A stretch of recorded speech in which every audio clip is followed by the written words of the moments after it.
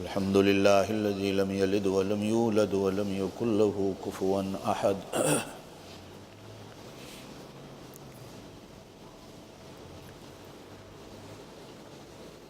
الحمد لله الذي لم يتخذ ولدا ولم يكن له شريك في الملك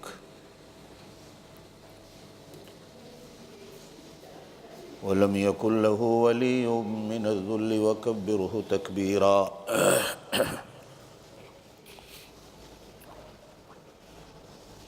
أشهد أن لا إله إلا الله وحده لا شريك له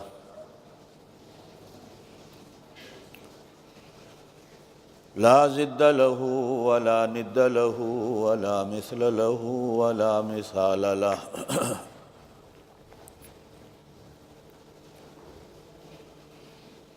ونشهد أن سيدنا وسندنا ونبينا وشفيعنا محمدًا عبده ورسوله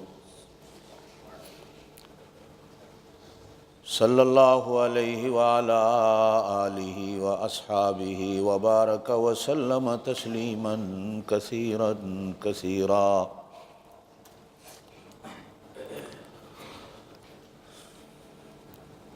أما بعد أعوذ بالله من الشيطان الرجيم بسم الله الرحمن الرحيم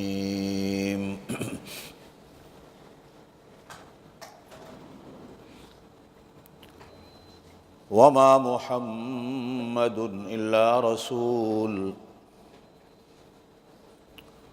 قد خلت من قبله الرسل أفإن مات أو قتل انقلبتم على أعقابكم ومن ينقلب على عقبيه فلن يضر الله شيئا وسيجزي الله الشاكرين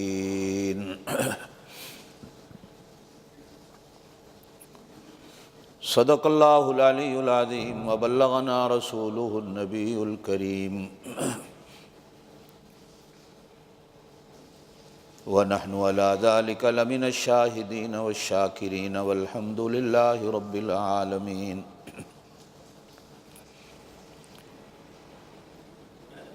اللهم صل على محمد وعلى آل محمد كما صليت على إبراهيم وعلى آل إبراهيم إنك حميد مجيد اللهم بارك على محمد وعلى آل محمد كما باركت على إبراهيم وعلى آل إبراهيم إنك حميد مجيد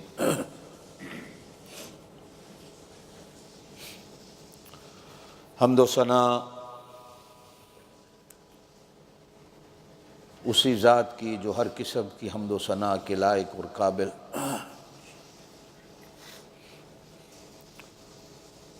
لا تعداد بے حساب درود و سلام اللہ کے آخری اور پیارے پیغمبر حضرت محمد الرسول اللہ صلی اللہ علیہ وآلہ آلہ وسلم پر۔ بے حساب دعائیں علماء اولیاء کے لیے،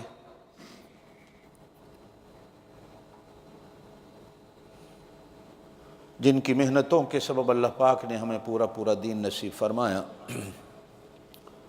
اللہ ہمیں اس پورے دین پر پورا ہو کر چلنے کی توفیق نصیب فرمائے۔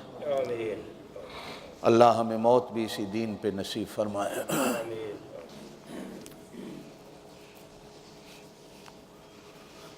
2016 کا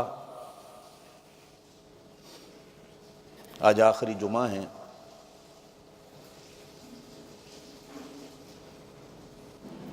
اس دسمبر کے مہینے میں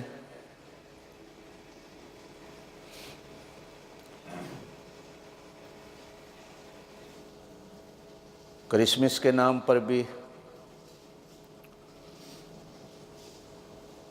دنیا میں پروگرام کیے گئے، اور میلاد النبی کے نام پر بھی مسلمانوں نے بھی دیکھا دیکھی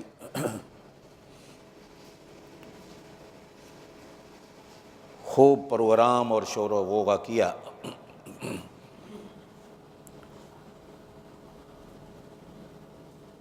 بڑی عجیب بات ہے کہ کرسمس کی بھی دلیل کوئی نہیں۔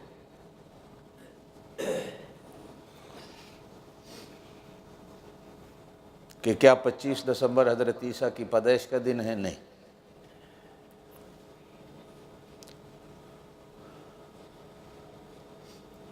یار لوگوں نے 25 دسمبر کو حضرت عیسیٰ کی پیدائش کا دن گھڑ لیا، منا لیا،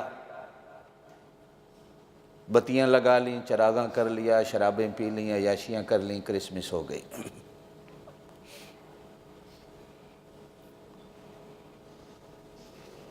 انہی کی دیکھا دیکھی ہم مسلمانوں نے بھی اللہ کی شان ہے، میلاد النبی کی کوئی تاریخ نہیں،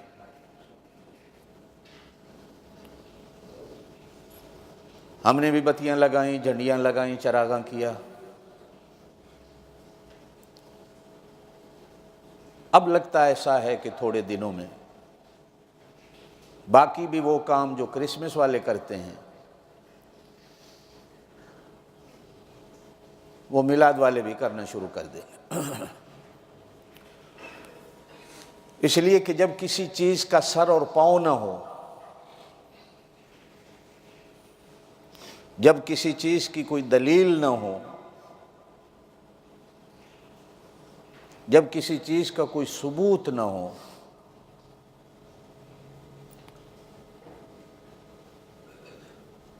پھر اس چیز کو چونکہ چنانچہ دیکھو نا جی یہ ہوتا ہے اور وہ ہوتا ہے، یہ ہوتا ہے اور وہ ہوتا سے منانا شروع کر دیا جائے، پھر اس چیز کی علی بات آسان نہیں رہتی۔ نہ اس چیز کا، اردو میں تو بنیاد کہتے ہیں، پنجابی میں کہتے ہیں مڈھ، نہ اس چیز کا کوئی مڈھ نظر آتا ہے اور نہ اس چیز کا کوئی اخیر نظر آتا ہے۔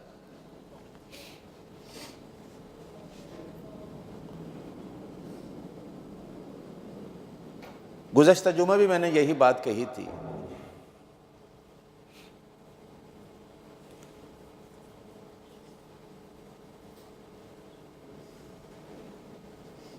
کوئی محبت ایسی نہیں جو اطاعت کے بغیر ہو، اور کوئی اطاعت ایسی نہیں ہوتی جو محبت کے بغیر۔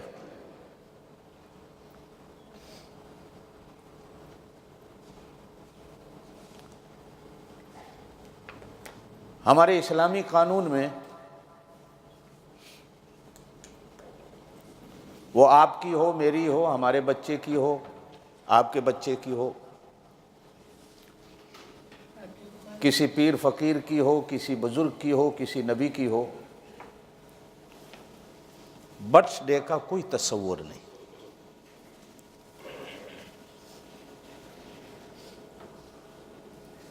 یہ ہم نے عیسائیوں سے لیا ہے۔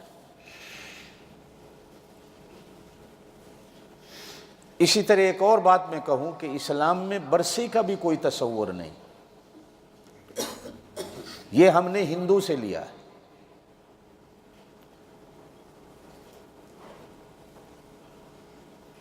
برتھ ڈے کرسچن کا تصور ہے، اسلام کا نہیں ہے۔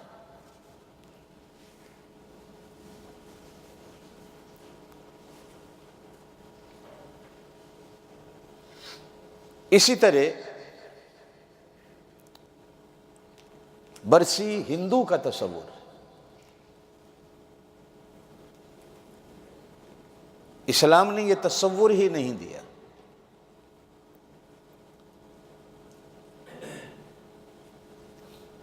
اس لیے کہ اسلام میں آپ کے 360 یا 365 دنوں میں سے جو سال میں دن ہیں، کوئی دن ایسا نہیں کہ جس دن کسی نبی کی، کسی صحابی کی، کسی ولی کی پیدائش نہ ہو، اور 360 یا 365 دنوں میں کوئی دن ایسا نہیں کہ جس دن میں کسی کی موت نہ ہوئی ہو، اور جس دن وہ نبی ہو یا صحابی ہو یا ولی ہو کہ وہ اس دنیا سے چلا نہ گیا ہو۔ اگر تم انہی گیموں اور کھیلوں کے پیچھے چل پڑو گے کہ ہم نے برتھ ڈے منانی ہے اور برسیاں منانی ہے، تو یاد رکھو عبادت کا وقت کب نکالو گے، اللہ اور اس کے رسول کی اطاعت کا وقت کب نکالو گے؟ کیا انہی چیزوں کے پیچھے بھاگتے پھرو گے؟ اسلام نے اس کا تصور ہی نہیں دیا۔ اگر اسلام نے تصور دیا ہوتا تو میں کبھی کبھی حیران ہوتا ہوں کہ حضور صلی اللہ علیہ وسلم کا شجرہ نسب تو حضرت آدم تک محفوظ ہے۔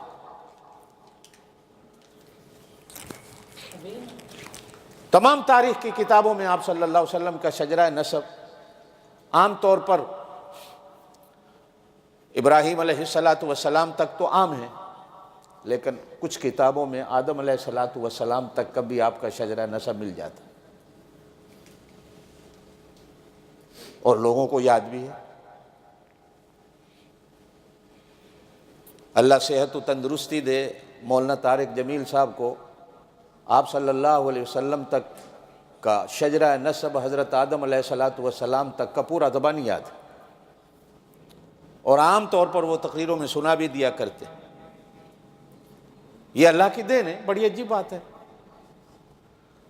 جس نبی کا شجرہ نسب تک تو محفوظ، جس نبی کی ہر ادا ہر سنت تک تو محفوظ، جس نبی کی پوری زندگی محفوظ، جس نبی کے سر کے سفید بالوں کو بھی گنا گیا، داڑھی کے سفید بالوں کو بھی گنا گیا، وہ بھی محفوظ، کپڑوں کے رنگ اور کپڑوں کے ڈیزائن کیا تھے وہ بھی محفوظ۔ آپ صلی اللہ علیہ وسلم نے کہاں کا سفر کیا، کہاں گھوڑے پہ گئے، کہاں اونٹ پہ گئے، کہاں خچر پہ گئے، کہاں بیٹھے کہاں نہیں بیٹھے، وہ تک محفوظ۔ لیکن مزے کی بات یہ ہے کہ آپ صلی اللہ علیہ وسلم کی پیدائش کا دن محفوظ نہیں، وہ نہیں ملتا صحیح کہ آپ صلی اللہ علیہ وسلم کی پیدائش صحیح معنوں میں کس دن ہوئی۔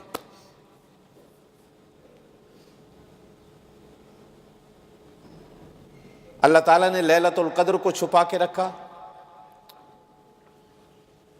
اگر یہ ایک رات ہمیں پتہ ہوتا لیلۃ القدر فلانی رات ہے تو سارا سال ہم نمازیں بھی نہ پڑھتے، اس لیے کہ ایک رات میں اللہ پاک اتنے گناہ معاف کر دیتا ہے۔ اور اگر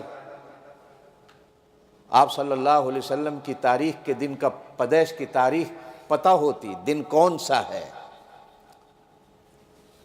تو شاید امت اسی کھیل میں لگ جاتی، اطاعت رسول کو امت بھول جاتی۔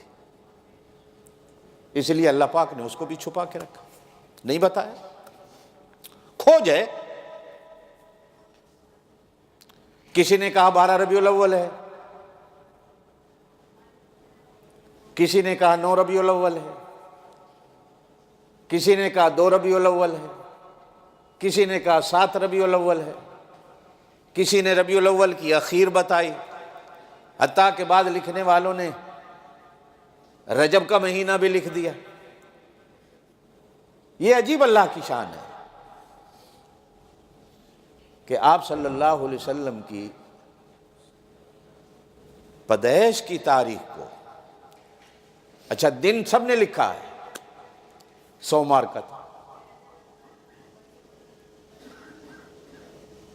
وقت بھی سب نے لکھا ہے کہ صبح تہجد کا وقت تھا، دن بھی سب نے لکھا ہے سوموار کا تھا، اماں کا نام بھی سب نے لکھا ہے کہ یہ تھا، ابا کا نام بھی سب نے لکھا ہے کہ یہ تھا، دائیا کا نام بھی سب نے لکھا ہے یہ تھا، پہلی دودھ پلانے والی کا نام کیا تھا وہ بھی سب نے لکھا ہے۔ لیکن آپ صلی اللہ علیہ وسلم کی تاریخ پیدائش پر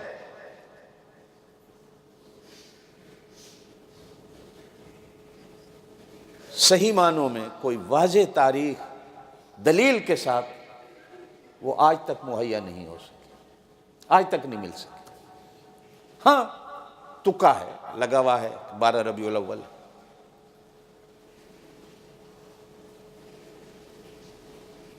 لیکن اگلی بات گزشتہ جمعہ میں نے چھیڑی تھی، مزے کی ہے کہ آپ صلی اللہ علیہ وسلم کا اس دنیا سے چلے جانا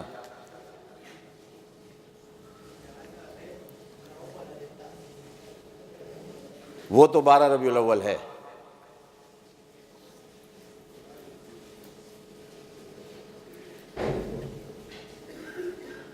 اس پر تقریباً 99% امت کے علماء اتفاق کرتے ہیں کہ آپ صلی اللہ علیہ وسلم کے اس دنیا سے پردہ فرما جانے کا دن 12 ربیع الاول تھا۔ شاید اسی وجہ سے امت 1200-1300 سال تک اس دن کو 12 وفات کا دن یاد کرتی رہی۔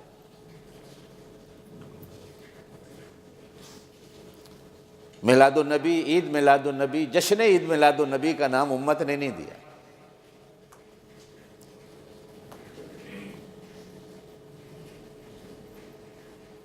اچھا، ایک بات ذہن میں میرے آئی، میں آپ سے کہتا چلوں، کبھی آپ نے سوچا ہے بیٹھ کر کہ امت کہتے کسے؟ میرا بھی دعویٰ ہے، آپ کا بھی دعویٰ ہے، ساری دنیا کے مسلمانوں کا دعویٰ ہے ہم حضور صلی اللہ علیہ وسلم کی امت ہیں، آپ کا بھی ہے نا؟ اور کہو اللہ ہمیں حضور کا امتی رکھے، آمین کہہ دے۔ اللہ ہمیں امتی ہونے پر اللہ موت دے دے، اس سے اچھی کوئی بات نہیں۔ لیکن کیا کبھی ہم نے اس کے معنی اور مطلب پر بھی غور کیا ہے کہ امت کہتے کسے ہیں؟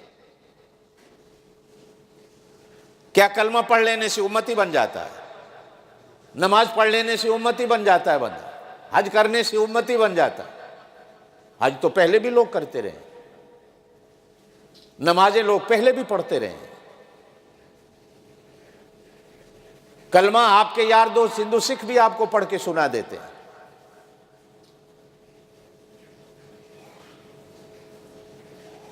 بزرگان دین نے لکھا ہے کہ ایک جماعت، ایک جتھا، ایک گروہ ایسا ہو جو تسبیح کے دانے کی طرح جڑا ہوا ہو، اس کو امت کہتے ہیں، جس میں تفرقہ نہ ہو،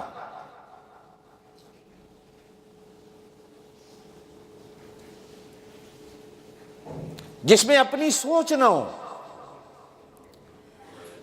وہ ہر وقت اپنے اللہ کی سوچتا ہو یا اپنے رسول کی سوچتا ہو، اللہ پہ مانتا ہو، اللہ کے رسول کی مانتا ہو، بس۔ جس نے اپنی سوچ کو دخل دے دیا وہ امت پنے سے نکل گیا۔ جس نے تفرقے کی بنیاد پر اپنے آپ کو ڈھالا وہ امت سے نکل گیا۔ میں نے گزشتہ جمعہ ایک بات بتائی تھی، آخری سوموار والے دن فجر کی نماز جب حضرت ابوبکر صدیق پڑھا رہے تھے تو آپ صلی اللہ علیہ وسلم نے اپنی کھڑکی کا پردہ ہٹا کر امت کو ایک امام کے پیچھے ایک مسجد میں جڑا ہوا دیکھا۔ امت پناہ دیکھا امت کے اندر حضور صلی اللہ علیہ وسلم نے کہ ایک امام پر جڑی ہوئی ہے، کوئی اختلاف نہیں امت میں۔ تو آپ صلی اللہ علیہ وسلم مسکرا پڑے، بیماری کی شدت تھی، خوشی کا اظہار فرمایا، اور صحابہ کرام رضوان اللہ علیہم اجمعین فرماتے ہیں کہ ہم بھی یہ بھول گئے کہ ہم نماز میں کھڑے ہیں۔ جو حضرات مدینہ پاک گئے ہیں انہیں میری بات سمجھ آئے گی کہ روضہ پاک اور یہ نماز ایسے ہے۔ آپ نے کھڑکی کھولی، پردہ ہٹایا، جماعت دیکھی، اپنے شاگرد دیکھے، اپنی پونجی دیکھی، اپنی محنت دیکھی، اپنا سرمایہ دیکھا۔ امت نبی کا سرمایہ ہوتا ہے۔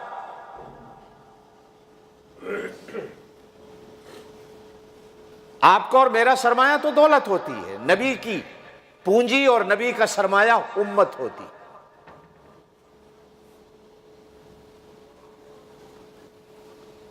اسی وجہ سے آپ صلی اللہ علیہ وسلم جب غزوہ بدر میں 313 نہتے لے کے آئے تو آپ صلی اللہ علیہ وسلم نے آسمان کی طرف نگاہیں اٹھا کر کہا اللہ یہ میں 313 لے کے آیا ہوں،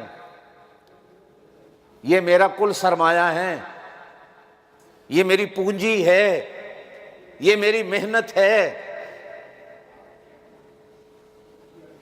اگر یہ آج کام آ گئے نا تو قیامت تک تجھے رب کہنے والا کوئی نہیں آئے گا۔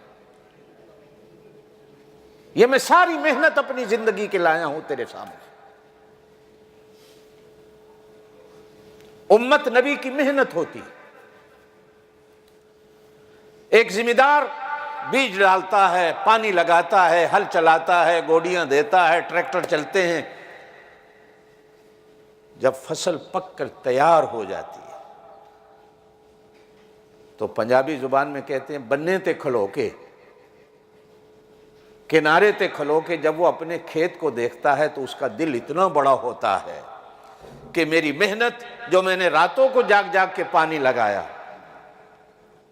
اس سال میری محنت رنگ لائے گی، میرے سارے قرضے اتر جائیں گے، جو میں نے کھاد خریدی، جو ٹوول کے پانی لگائے، مالیانے دیے، آبیانے دیے، میری ساری محنت کام آ جائے گی۔ وہ دیکھ کر خوش ہوتا۔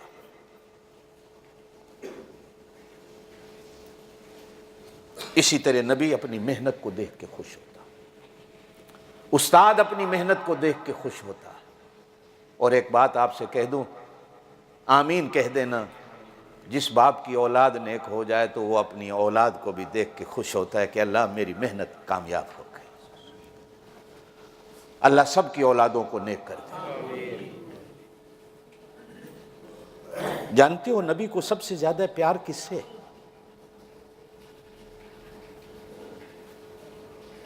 میں آپ سے پوچھوں، کوئی بندہ ہے بتا دے کہ نبی کو سب سے زیادہ پیار کس سے ہوتا ہے؟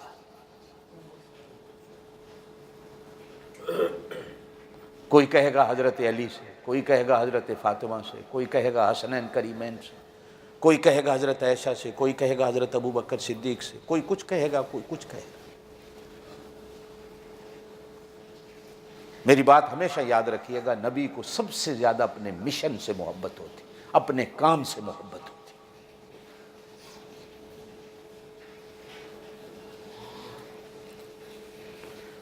اسی وجہ سے حضور صلی اللہ علیہ وسلم نے حجۃ الوداع کے موقع پر صحابہ کرام سے پوچھا، بتاؤ میں نے نبوت کا حق ادا کر دیا ہے کہ تمہیں ہر چیز بتا دی ہے؟ صحابہ کرام نے عرض کیا اللہ کے رسول آپ نے ہمیں سب کچھ بتا دیا ہے۔ تو حضور صلی اللہ علیہ وسلم نے شہادت کی انگلی آسمان کی طرف اٹھائی اور کہا آسمان والا یہ سارے گواہی دے رہے ہیں، تو بھی گواہ ہو جا، میں نے حق ادا کر دیا۔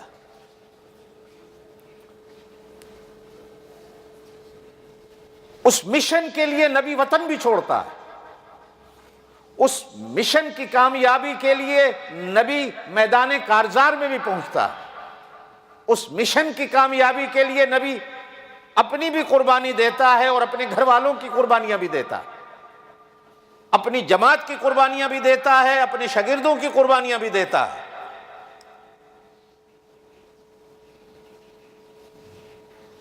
اسی مشن کے اندر امت آتی ہے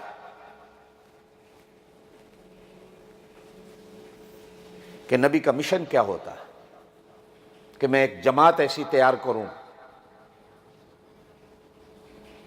کچھ ایسے لوگ تیار کروں جو غیر کی پوجا کو چھوڑ کر، بتوں کی پوجا کو چھوڑ کر، اپنی نفس کی پوجا کو چھوڑ کر، دولت و دنیا کی پوجا کو چھوڑ کر ایک اللہ کی پوجا کرنے والے بنے۔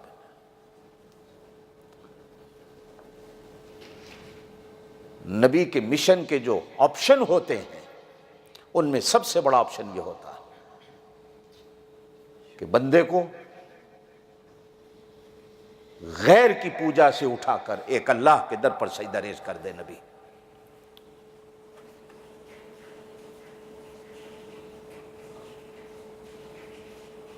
اچھا پھر اگلی بات، محبت کرنے والا، سمجھیے گا میری باتوں کو، محبت کرنے والا محبوب سے زیادہ محبوب کی چیزوں سے پیار کرتا.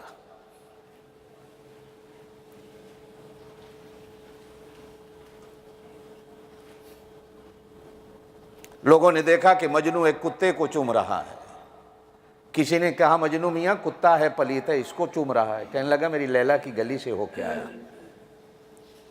مجھے بھی پتا ہے یہ پلیت ہے, لیکن یہ میری لیلا کی گلی کے چکر کاٹ کاٹ کے آیا, میں اس لیے چوم رہا ہوں. ابھی لیلا کے دروازے تک نہیں پہنچتا تھا کہ لیلا کی گلی کے در و دیوار کو چومتا تھا, وہ خاک کے ذروں کو چومتا تھا کہ یہ میری لیلا کی گلی کی مٹی اور خاک ہے.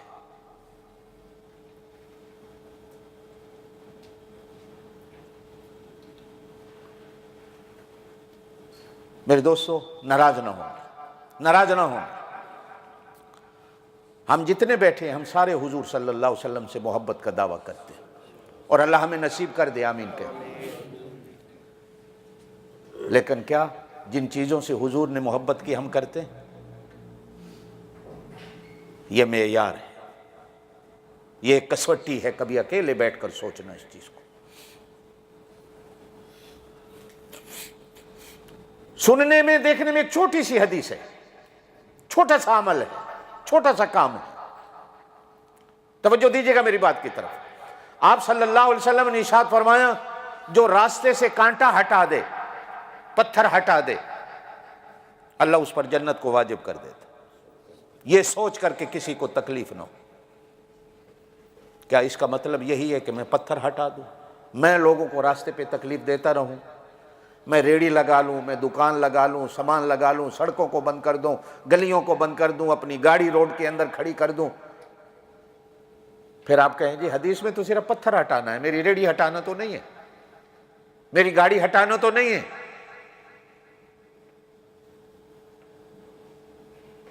آج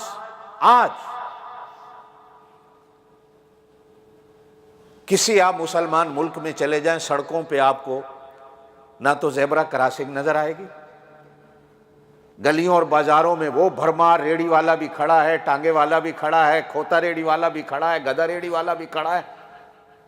ہر بندہ دوسرے کو تکلیف دینے میں لگا ہوا ہے.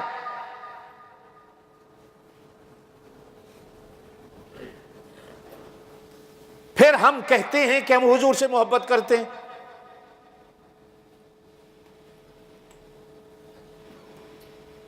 جلوس نکلتے ہیں, توجہ دیجیے گا میری بات کی طرف. ہم کتنے لوگوں کو تکلیفیں دیتے ہیں, واز کرتے ہیں, اسپیکر چلتے ہیں ساری رات سارا دن, ہم کتنے لوگوں کو تکلیف دیتے ہیں؟ کبھی کسی نے سوچا ہے؟ نہ ملا سوچتا ہے, نہ پیر سوچتا ہے, نہ مفتی سوچتا ہے. ایک بات ہے, میں آپ کا علمی بات کرتا چلوں. قرآن پڑھنا, سننا, یہ دونوں میں فرق ہے. قرآن سننا فرض ہے, قرآن سننا, قرآن پڑھنا سنت ہے. قرآن پڑھنا, زور سے کہیے, سنت ہے. اور سننا فرض بڑا ہوتا ہے یا سنت بڑی ہوتی ہے؟ فرض بڑا ہے یا سنت بڑی؟ کسی نے نہیں پڑھا, توجہ دیجیے گا, وہ سنت کا تارک ہونے کے باعث تو گنہگار ہوگا. لیکن کسی نے قرآن نہیں سنا, پڑھا جا رہا ہے, مسلمان ہے, نہیں سن رہا, ڈر ہے, ڈر ہے, ڈر ہے کہ یہیں کفر تک نہ پہنچ جائے.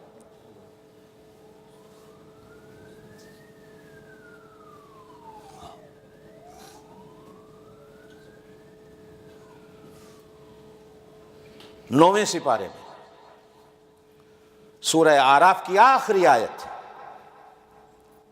وَإِذَا قُرِئَ الْقُرْآنُ, جب قرآن پڑھا جائے, فَاسْتَمِعُوا لَهُ, اس کو سنو, یہ فرض ہے تم پر. وَأَنصِتُوا, اور خاموش ہو جاؤ. یہ دو باتیں, سننا, خاموش ہو جانا. لعلکم ترحمون، تاکہ تمہارے اوپر رحم ہو جائے۔ معلوم ہوتا ہے قرآن سننا یہ بھی اللہ کی رحمت کا بندے کو مستحق کر دیتا ہے، اور قرآن سنتے وقت چپ ہو جانا یہ بھی اللہ کی رحمت کا بندے کو مستحق کر دیتا ہے، اور جو اس وقت نہیں سنتا۔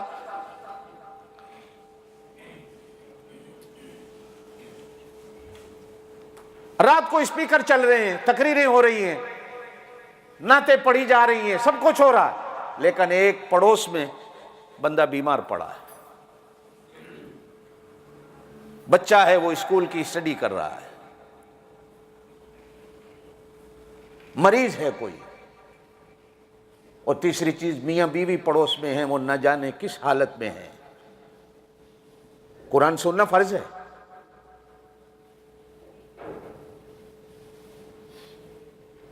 یہ ملا، یہ پیر امت کو کس طرف لے جا رہے ہیں؟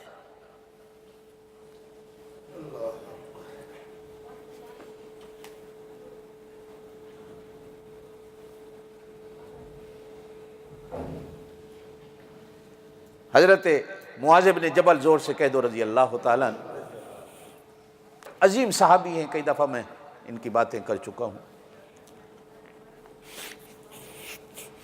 جب آپ صلی اللہ علیہ وسلم نے ان کو مدینہ، یمن کا گورنر، یمن کا خطیب، یمن کا استاد، اس لیے کہ اس زمانے میں گورنر ہی امام ہوتا تھا، گورنر ہی خطیب ہوتا تھا، گورنر ہی امت کے دکھ سکھ کا رکھوالا ہوتا تھا، وہی استاد ہوتا تھا۔ اب تو ہم نے بدل دیا نا کہ امام اور ہوتا ہے، خطیب اور ہوتا ہے، مؤذن اور ہوتا ہے، گورنر اور ہوتا ہے، وزیر اور ہوتا ہے، بادشاہ اور ہوتا ہے، وزیر اعلیٰ اور ہوتا ہے، وزیر اعظم اور ہوتا ہے، صدر اور، یہ سارے عہدے بدلتے گئے۔ اس زمانے میں ایک ہی آدمی سارے کام کرتا، خطیب بھی، امام بھی، امیر بھی، خادم بھی، گورنر بھی، سب کچھ ہے۔ آپ صلی اللہ علیہ وسلم نے فرمایا معاذ، اس کام کے لیے تجھے میں نے نہیں چنا، آسمان والے نے تیرا نام بتایا کہ اسے بھیجو۔ حضرت معاذ بن جبل کی والدہ گینٹھیا کی مریض تھی، یہ گوڈے جوڑ سارے دردوں میں ایسے ہر وقت ایسے جڑی ہوئی رہتی۔ آپ صلی اللہ علیہ وسلم کے آرڈر کے بعد اپنی اماں سے ملنے گھر گئے تو اماں بستر پہ جڑی پڑی تھی، جوڑوں کے دردوں کی مریض ہے۔ جیسے ہی بتایا اماں، آسمان والے نے میرا نام کملی والے کو بتایا ہے، اور کملی والے نے مجھے یمن بھیجنے کا ارادہ کیا ہے اور مجھے حکم دیا ہے، تو حدیثوں میں آتا ہے اماں یہ سن کر کھڑی ہو گئی۔ حضرت معاذ دیکھتے ہیں کہ یہ تو اٹھ نہیں سکتی تھی، تو حیران ہو کے کہنے لگے اماں تو اٹھ نہیں سکتی تھی، جوڑوں میں درد۔ کہا بیٹا میں تو یہی سن کر خوش ہو گئی ہوں، میری بیماری چلی گئی کہ آسمان والے نے تیرا نام لے کے فرش والے نبی سے کہا ہے کہ اس کو بھیجو۔ لیکن مجھے ایک بات بتا جو میں آپ کو سمجھانا چاہتا ہوں، مجھے ایک بات بتا،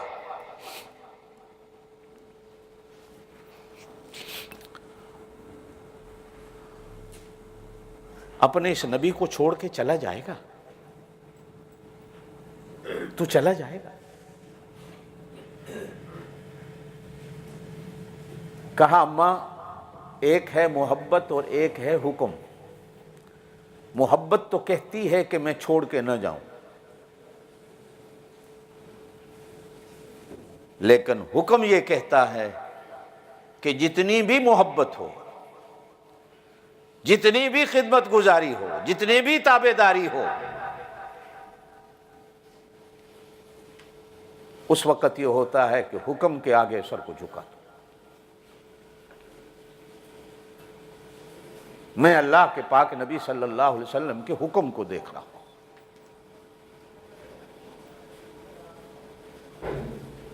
اس لیے میں روانہ ہوں۔ حتیٰ کہ حضرت معاذ بن جبل کہتے ہیں کہ جب میں گھوڑے پہ بیٹھا، حضور صلی اللہ علیہ وسلم نے مہار پکڑی، جب وہ آخری منزل آئی کہ جہاں سے میں نبی سے جدا ہو جاؤں، تو حضور صلی اللہ علیہ وسلم نے مجھے یوں کہا کہ معاذ ہو سکتا ہے کہ اس کے بعد تیری میری ملاقات نہ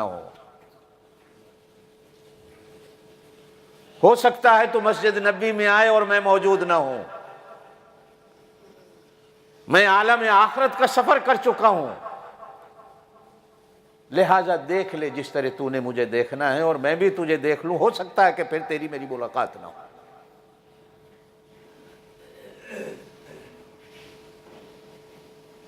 یہ راہیں ہیں، نبی اپنی امت کو تیار کرتا، اور میں نے پہلے کہا، ہمیشہ میری بات یاد رکھیے گا کہ امت نبی کا سرمایہ ہوتا، امت نبی کی دولت ہے، امت نبی کی محنت ہے، تم جتنے بیٹھے ہو نبی کی محنت ہو، تم نبی کا سرمایہ ہو، سرمایہ اور محنت ضائع ہونے کے لیے نہیں ہوتی۔ کیوں اپنے آپ کو ضائع کر رہے ہیں؟ کیوں اپنے آپ کو برباد کر رہے ہو؟ دوسرے سپارے میں قرآن کی ایک آیت آتی ہے وَلَا تُلْقُوا بِأَيْدِيكُمْ إِلَى التَّهْلُكَةِ وَأَحْسِنُوا إِنَّ اللَّهَ يُحِبُّ الْمُحْسِنِينَ۔ اپنے ہاتھوں سے اپنے آپ کو کیوں ہلاک کرتے ہیں؟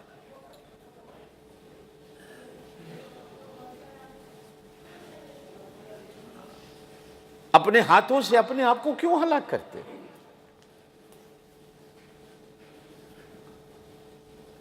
کبھی تنہا بیٹھ کر میرے ان لفظوں پہ غور کر کے اپنی قیمت کا اندازہ لگانا کہ ایک امتی نبی کے ہاں کتنا قیمتی ہوتا، کہ 313 کو میدان بدر میں لے جا کر آپ صلی اللہ علیہ وسلم نے اللہ سے ایک ہی دعا مانگی، اللہ یہ میں اپنی پوری پونجی لایا ہوں، پوری محنت لایا ہوں، اگر یہ سارے آج شہید ہو گئے تو قیامت تک تجھے خدا کہنے والا کوئی نہیں آئے گا۔ اچھا، ایک ہے محنت اور ایک ہے اپنی محنت پر یقین۔ آپ صلی اللہ علیہ وسلم کو اتنا یقین تھا اپنی محنت کہ اللہ اگر یہ سارے شہید ہو گئے تو قیامت تک تیرا سجدہ کرنے والا کوئی نہیں آئے گا۔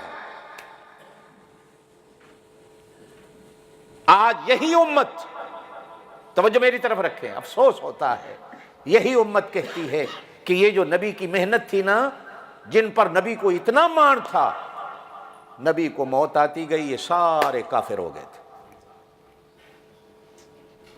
سارے مرتد ہو گئے تھے، ایک علی مسلمان رہا، ایک مقداد مسلمان رہا، ایک سلمان مسلمان رہا، یہ ابو بکر، عمر، عثمان سارے مرتد ہو گئے تھے، نعوذ باللہ من ذالک۔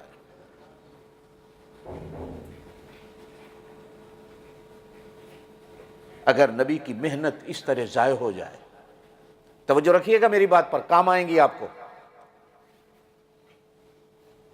پھر نبی کی بزرگی اور نبی کا تقدس کیا رہتا ہے؟ وہ نبی کا یقین ٹوٹتا ہے کہ جس یقین پر نبی کھڑے میدان بدر میں کہہ رہے ہیں کہ اللہ اگر یہ 313 آج مارے گئے تو قیامت تک تیرا سجدہ کرنے والا کوئی نہیں آئے گا۔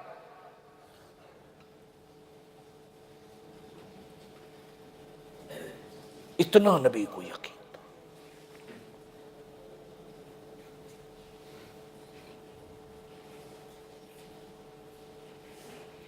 ہم اتنے کمزور ہو گئے، ہمیں تو اپنے اللہ پر یقین بھی نہیں، اپنے نبی پر بھی یقین کوئی نہیں،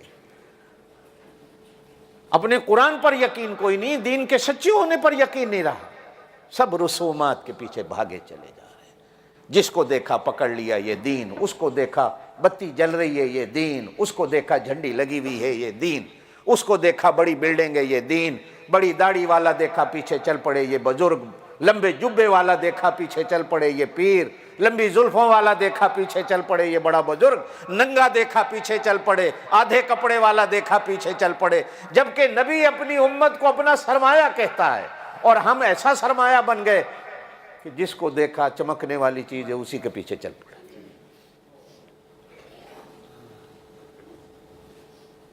میرے دوست،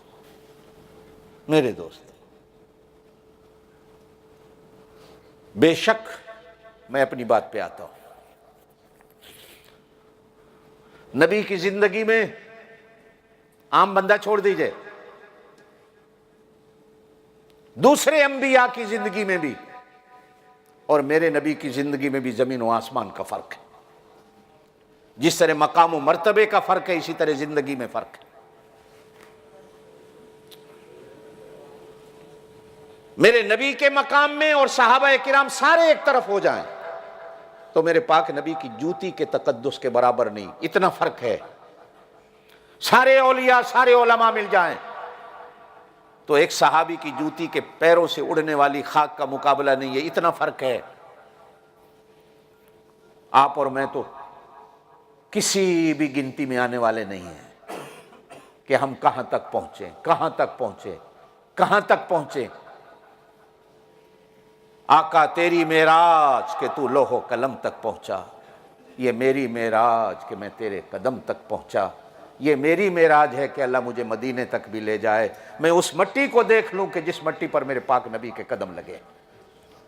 یہی میرے لیے بہت بڑی سعادت، یہی میرے لیے بہت بڑی سعادت، یہی میرے لیے بہت بڑی خوش قسمتی ہے کہ میں ان پتھروں کو دیکھ لوں۔ توجہ دیجیے گا میری طرف، کہ جن پتھروں نے ان راہوں سے نبی کو گزرتے دیکھا تھا۔ نبی کی نظر پڑی ہو نہ پڑی ہو۔ سیدنا ابو ہریرہ رضی اللہ تعالیٰ عنہ سے ایک روایت ہے کہ آپ صلی اللہ علیہ وسلم دھوپ میں سفر میں تھے، ایک جگہ نیند آ گئی تو آپ ایسے ہی لیٹ گئے، دھوپ تھی۔ میں نے دیکھا کو کم از کم 1 کلومیٹر کے فاصلے پر ایک درخت، وہ زمین کو چیرتا ہوا، بھاگتا ہوا آیا اور حضور صلی اللہ علیہ وسلم آنکھیں بند کیے ہوئے سو رہے ہیں اور وہ سایہ کر کے کھڑا ہو گیا۔ جب اس نے دیکھا کہ حضور جاگنے والے ہیں تو پھر بھاگا، جہاں سے آیا تھا وہاں جا کے کھڑا ہو گیا۔ اب جب حضور کی آنکھ کھلی تو میں نے حضور کو واقعہ سنا ہے اور میں نے اشارہ کر کے کہا وہ درخت ہے، تو حضور صلی اللہ علیہ وسلم نے فرمایا یہ درخت بھی مجھ سے پیار کرتا، یہ درخت بھی مجھ سے محبت کرتا، یہ درخت بھی مجھے جانتا اور پہچانتا ہے کہ میں کون ہوں۔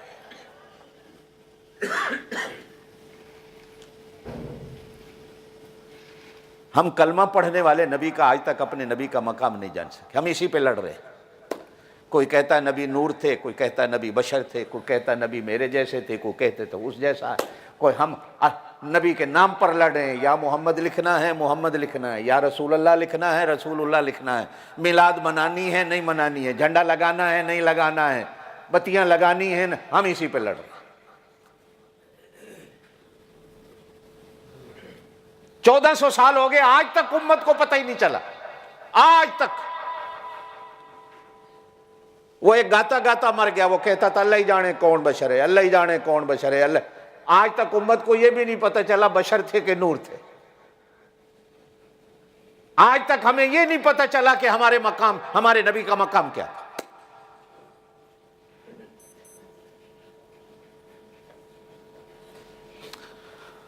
حضرت عمر رضی اللہ تعالیٰ نے اپنے زمانہ خلافت میں مسجد نبی میں آ رہے تھے، توجہ دیجیے گا میری بات کی طرف۔ ایک پرنالے سے پانی بہ رہا تھا بارش کا، بارش آئی اور پانی بہ رہا تھا۔ حضرت عمر جو قریب سے گزرے تو پانی کے قطرے کپڑوں پہ پڑ گئے۔ 22 لاکھ مربع میل کا حکمران، خلیفہ وقت ہے، کپڑے دیکھے،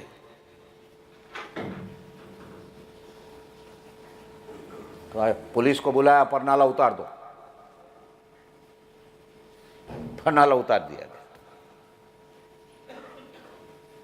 گھر کس کا ہے؟ حضور کے چاچا حضرت عباس کا۔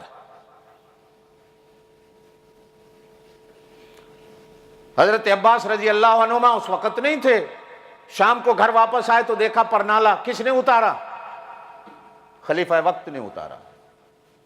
کیوں اتارا؟ بارش آ رہی تھی، کپڑے پلیت ہو گئے۔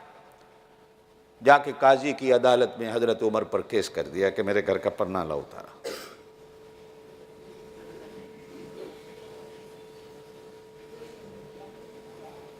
قاضی وقت بھی صحابی رسول تھے.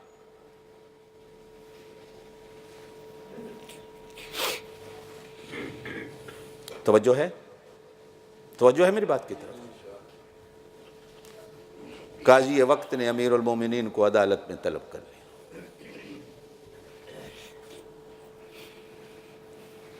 آج تو مسلمانوں کی عدالتیں کسی وزیر کو بھی نہیں طلب کر سکتی. چہ جائے کہ وزیر اعظم کون طلب کرے؟ مرنا ہے.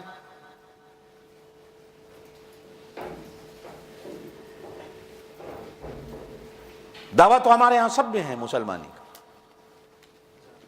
لیکن نہیں.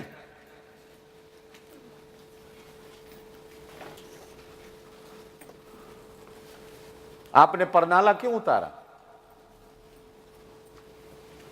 ان کا دعویٰ ہے، کہا جی میں آ رہا تھا، بارش برس رہی تھی، پانی کے قطرے میرے کپڑوں پہ آئے، میرے کپڑے خراب ہو گئے، پلیت ہو گئے. حضرت عباس کھڑے ہوئے. توجہ دیجیے گا میری بات کی طرف. قاضی وقت سے کہا قاضی صاحب اس جگہ پہ پرنالہ میں نے نہیں لگایا. اب وہ پرنالہ چاہے مسجد نبی کی طرف کھلتا ہے یا باہر کی طرف کھلتا ہے، سڑک پہ ہے یا گلی پہ، میں نے نہیں لگایا. یہ حضور صلی اللہ علیہ وسلم نے اپنے ہاتھوں سے لگایا. کیا حضور کو نہیں پتا تھا یہ مسجد نبی میں آئے گی بارش، پانی آئے گا، لوگوں کے کپڑے خراب؟ یہ پاک نبی نے لگایا ہے، میں نے نہیں لگایا.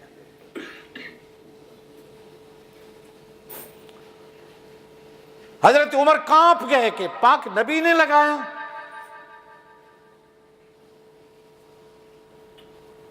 گواہیاں طلب کی گئیں تو صحابہ کرام نے گواہیاں دی کہ ہم نے خود، حضور صلی اللہ علیہ وسلم نے ہمارے کندھوں پہ سوار ہو کر یہ پرنالہ لگایا.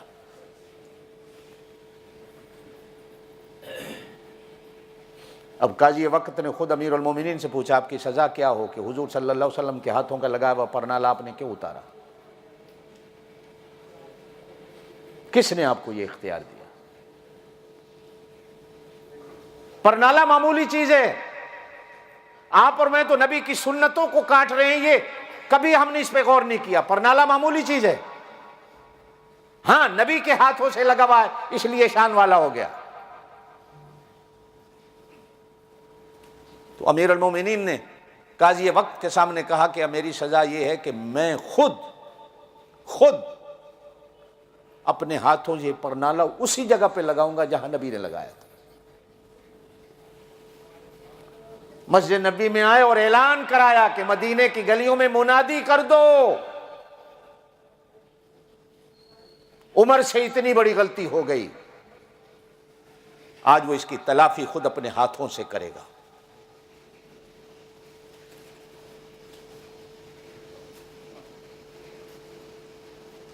صحابہ بھاگتے ہیں، امیر المومنین ہم سلو کی کوشش کرتے ہیں، حضرت عباس کو بنا لے.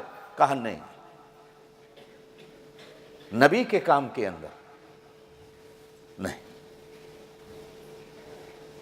حجۃ الوداع میں حضور صلی اللہ علیہ وسلم کے خطبے میں جو الفاظ ہیں، میں نے گزشتہ جو میں یہی بات کر رہا تھا، میں اسی بات پہ آ رہا ہوں.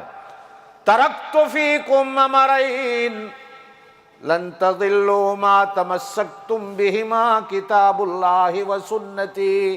اے میری امت کے لوگو، اے میری امت والو، میں نے پہلے کہا امت کسے کہتے ہیں؟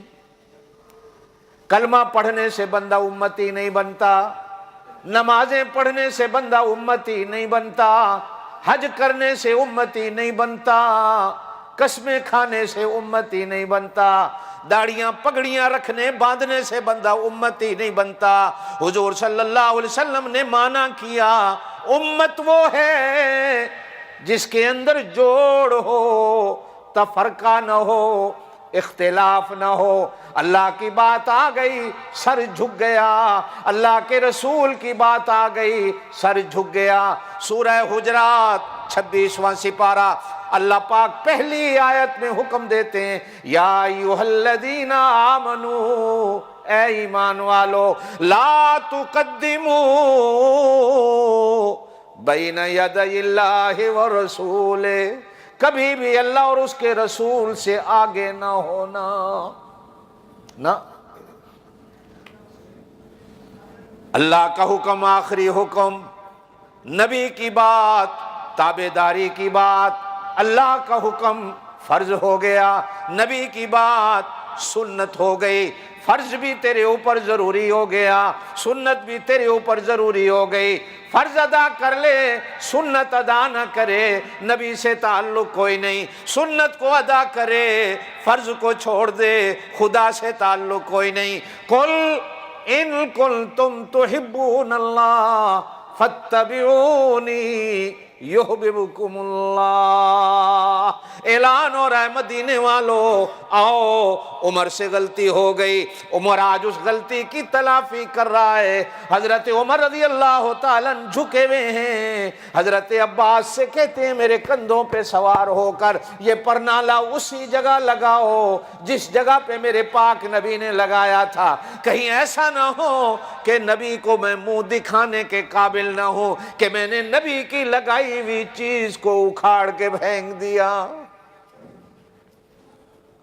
میرے پاک نبی صلی اللہ علیہ وسلم فجر کی نماز میں امت کو دیکھتے ہیں، امت ایک امام کے پیچھے، امام کا نام کیا کہہ دو، ابو بکر صدیق، 17 نمازیں حضور کی زندگی میں پڑھائیں، سارے صحابہ ہاتھ باندھ کے کھڑے ہیں۔ کوئی کہتا ہے مولا علی نے نہیں پڑھی، اللہ کی قسم ہے میں اس علی کو علی نہیں مانتا جو مسجد نبوی کی نماز کو چھوڑ دیتا ہو، میں سعد بن زرارہ اس صحابی کو صحابی نہیں مانتا نعوذ باللہ جو ابو بکر صدیق کے پیچھے ہاتھ باندھ کے نماز نہ پڑھ رہا ہو۔ سارے صحابی نماز پڑھ رہے ہیں، میرے پاک نبی کھڑکی کھولتے ہیں، صحابہ کہتے ہیں ایسا چہرہ چمکا جیسے 14ویں کی رات کا چاند چمکتا ہے، اللہ نور السماء، سورج نکلتا ہے، اندھے کو بھی پتہ چلتا ہے سورج نکلا ہے۔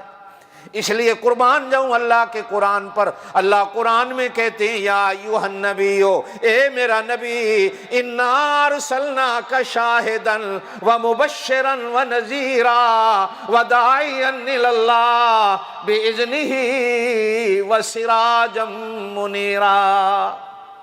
حضرت عائشہ ایک دن حضور آئے رات کو گھر دیر سے، توجہ ہے، کہہ دو سبحان اللہ، صحابہ کرام کے ساتھ بیٹھے رہے، باتیں ہوتی رہیں، گھر دیر سے آئے، حجرہ مبارک کھٹکھٹایا، کھٹکھٹانا کیا تھا، ایک ٹاٹ کا پردہ ہے۔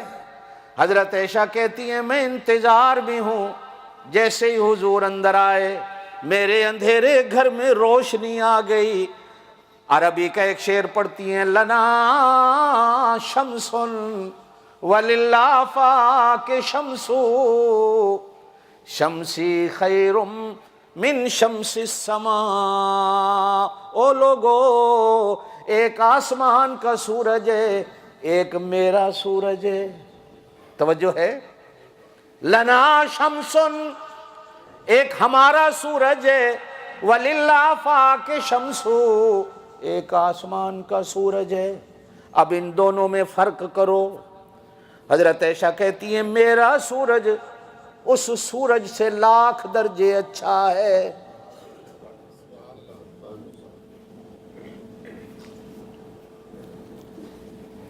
میرا سورج اس سورج سے کیسے؟ فرمایا وہ تو چھپ جاتا ہے جب اندھیرے آتے ہیں، میرا سورج جب اندھیرے آتے ہیں طلوع بھی اسی وقت ہوتا ہے۔ بادل آ جائیں اس کی روشنی کمزور ہو جاتی ہے، میرے سورج کے سامنے کوئی بادل کبھی رکاوٹ نہیں بن سکتا، وہ کبھی چھوٹا کبھی بڑا، کبھی پھر اور بڑا، کبھی گھٹنے ٹیکتا ہے زوال آتی ہے، کبھی غروب ہوتا ہے چھپ جاتا ہے۔ میرا سورج جس دن سے طلوع ہوا جیسا اس دن تھا آخری دن تک بھی اسی طرح، بلکہ اندر بھی زمین میں چلے گئے، اس کی روشنی آج بھی زمین والوں کو مل رہی ہے، کہو بے شک۔ اللہ نور السماوات والارض مثل نورہ کمشکات فیہا مصباح۔ دھوپ سے بچنے کے لیے درخت کے نیچے چارپائیاں ڈالتے ہو، درخت کی چھاؤں تمہیں اس سورج سے بچا لیتی ہے۔ حضرت عائشہ کہتی ہیں میرا سورج ایسا ہے کہ جس کی چھاؤں میں جو بھی آ گیا وہ قیامت تک کبھی دنیا کے ظالم جلانے والی دھوپ میں، انگاروں میں، آگ میں وہ جل بھی نہیں سکتا۔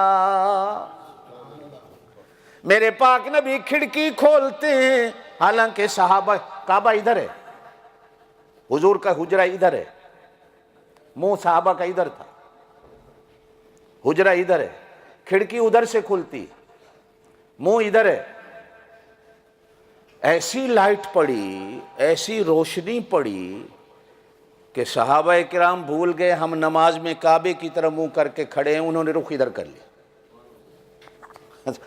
توجہ ہے؟ توجہ ہے؟ کیا ایمان ہے؟ کوئی ہے مقابلہ ان کے ایمان کا؟ سارے دیکھنے لگ گئے۔ اب حضور صلی اللہ علیہ وسلم مسکرائے، ہنسے، اپنی امت کی امت پنے کو دیکھ کر کے ایک امام کے پیچھے کھڑی ہے، یہی بات سمجھانا چاہتا تھا۔ اب حضور صلی اللہ علیہ وسلم کو فکر ہوئی یہ تو نماز میں کھڑے ہیں۔ میں نے پہلے بھی ایک دفعہ سنایا، حضور نماز پڑھا رہے تھے، آپ صلی اللہ علیہ وسلم نماز میں چل دیے، آگے آگے آگے آگے آگے، بالکل مسجد نبوی کی دیوار تک حضور جا پہنچے۔ تھوڑی دیر کھڑے پھر واپس آ گئے، مصلی پہ کھڑے، نماز پڑھی، سلام پھیرا۔ صحابہ بھی ایسے ایمان والے تھے، کسی صحابی نے پوچھا نہیں کیا ہوا، پتہ تھا کہ نبی جو کام کرتا ہے وہ اس کے حکم کے مطابق کرتا۔ حضور نے خود کہا یارو میرے کو پوچھ دے نہیں ہو، پوچھو تو صحیح نا میں نماز میں چلا کیوں؟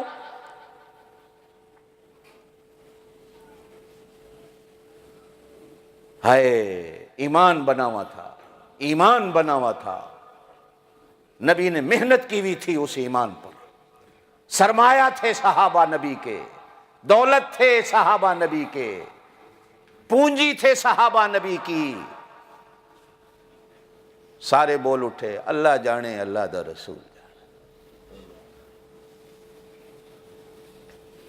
پوچھئے کیوں؟ سانو پتہ ہے تہاڈا کوئی کم نبی دے حکم دے بغیر نہیں، ہو سکتا ہے اللہ نے کچھ کیا ہونا۔ میرے پاک نبی کہتے ہیں یارو میں نماز میں کھڑا ہوں، اس دیوار پر میرے اللہ نے پوری جنت میرے سامنے کر دی، مجھے جنت کے انگور نظر آئے، مجھے جنت کے انار نظر آئے، مجھے جنت کے میوے نظر آئے، میرا دل چاہا جا کر انگور جنت کے توڑ لوں، نماز کے بعد تمہیں کھلاؤں۔ ہاتھ بڑھانے والا تھا، قریب تھا کہ میرا ہاتھ بڑھ جاتا، اور اللہ کی قسم ہے اگر بڑھ جاتا تو جنت کے انگور اور انار میری ہتھیلی میں آ جاتے، اللہ کی قسم آ جاتے۔ ہاتھ بڑھانے لگا، مجھے خیال آیا میں تو نماز میں کھڑا ہوں، تیری نماز میں تیری دکان آتی ہے، تیری نماز میں تیرا گھر آتا ہے، تیری نماز میں تیری بیگم آ جاتی ہے، تیری نماز میں تیرے بچے آ جاتے ہیں، تیری نماز میں تیرا ملک آ جاتا ہے، تیری نماز میں تیرے رشتہ دار آ جاتے ہیں۔ بلکہ بعض نوجوان تو آ کر کہتے ہیں کہ صاحب کوئی بات ہمیں بھول گئی ہو، یاد نہ آ رہی ہو، ہم نماز میں کھڑے ہو جاتے ہیں، نماز میں ہر شے ہر گل یاد آ جاندی ہے۔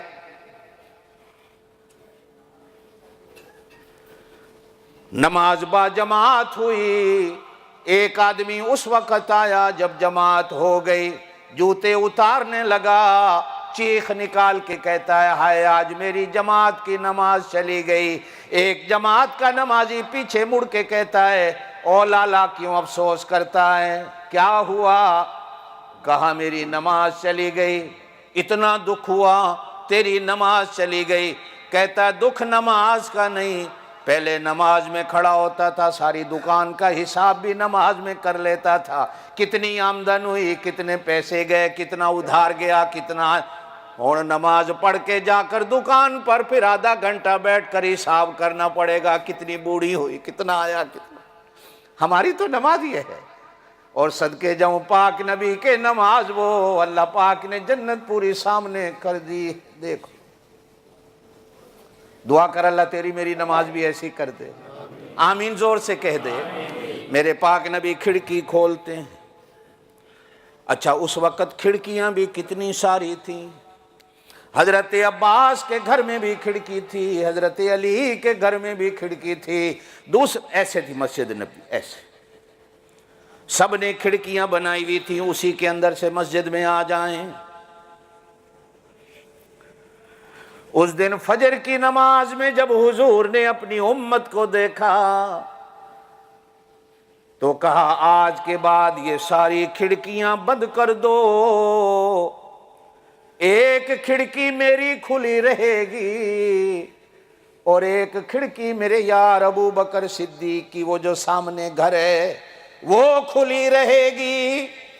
آج بھی اللہ آپ کو مدینے لے جائے، آمین کہہ دو۔ مسجد نبی میں جب بندہ باب السلام سے داخل ہوتا ہے، ایک چھوٹا سا بورڈ لگا ہوا ہے، حاضی خوخت ابی بکر صدیق رضی اللہ تعالیٰ، یہ وہ کھڑکی ہے جو ابو بکر صدیق کی تھی۔ حضور نے فرمایا میں ادھر سے نکلوں گا، میرا ابو بکر ادھر سے نکلے گا، میں اس کو دیکھوں گا، وہ مجھے دیکھے گا۔ جب ہماری نظریں دو چار ہو جائیں گی، ساری کھڑکیاں بند کر دو، باقی پھر ہر کوئی اپنے دروازوں سے مسجد میں آئے۔ وَلَا تَعْدُ عَيْنَاكَ، اب سمجھ آتا ہے قرآن۔ اللہ کہتے ہیں وَلَا تَعْدُ عَيْنَاكَ وَلَا تَعْدُ عَيْنَاكَ وَلَا تَعْدُ عَيْنَاكَ، اے میرا محبوب، انہاں کولوں اکھ پھیرن دی تینوں اجازت نہیں، اکھ ولان دی اجازت نہیں۔ اے جس ویلے تیرے سامنے بیٹھے ہون میرا نبی، تو انہاں نو ویکھدا رہے، اے تینوں ویکھ دے رہے۔ ہائے عجیب قرآن ہے۔ وَلَا تَعْدُ عَيْنَاكَ، تیری اکھ انہاں اُتے ہوئے، انہاں دی اکھ تیرے اُتے ہوئے، اکھاں اکھاں نال لڑدیاں رہن۔ اور صحابہ کرام کہتے ہیں، کہو سبحان اللہ، اللہ کی قسم ہے حضور کی مجلس میں ایک ابو بکر صدیق کی آنکھ تھی جو نبی کی آنکھ کو دے پاتی تھی۔ ہماری آنکھوں میں تو اتنی طاقت بھی نہیں ہوتی تھی نبی کی آنکھ سے آنکھ ملا لیں۔ وہ ان کو دیکھتے تھے، وہ اس کو دیکھتے تھے، دونوں کی آنکھیں آپس میں ٹکراتی رہتی تھی۔ فرمایا میری کھڑکی کھلی رہے، وہ کھڑکی کھلی رہے، وہ مجھے دیکھے نکلتے وقت، میں اسے دیکھوں آج بھی بورڈ لگا ہوا ہے، حاضی خوخت ابی بکر صدیق، حضرت انس رضی اللہ تعالیٰ عنہ سے روایت ہے۔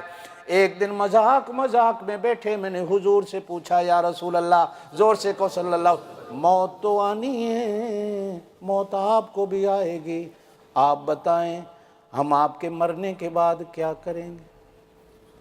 آپ کا جنازہ کیسے ہوگا؟